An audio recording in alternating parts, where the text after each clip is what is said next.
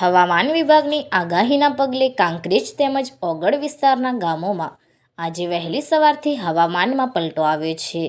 ઘનઘોર વાદળો ઘેરાતા જગતનો તાત ખેડૂત ભારે ચિંતામાં ધકેલાઈ ગયો છે. હાલમાં કાંકરેજ તેમજ ઓગળ તાલુકાના અનેક ગામોમાં ઘનઘોર વાદળો વચ્ચે કમોસમી વરસાદી છાંટા પડી રહ્યા છે અને માવઠું થવાના એંધાણ જોવા મળી રહ્યા છે. હાલમાં ખેડૂત આલમ પોતાના મોંઘા મૂલા પાકને બચાવવા ભારે મથામણ કરી રહ્યો છે, પરંતુ કુદરત આગળ લાચાર ખેડૂતનું આવે શું? હજુ તો એક માવઠાના મારની ચિંતામાંથી ખેડૂત બહાર પણ આવ્યો નથી, ત્યાં ફરી પાછા કમોસમી વરસાદના વાદળો ઘેરાતા ખેડૂત ભારે ચિંતામાં ધકેલાઈ ગયો છે. કારણ કે માવઠું થાય તો ખેડૂતના મોઢે આવેલો કોળિયો ઝૂંટવાય તેમ છે. ફેબ્રુઆરીમાં આવેલા માવઠાથી ખેડૂતને વ્યાપક નુકસાન થયું હતું, ત્યારે હવે રહ્યું સહ્યું પણ પોતાના હાથથી ઝૂંટવાય તેવી નોબત આવી છે.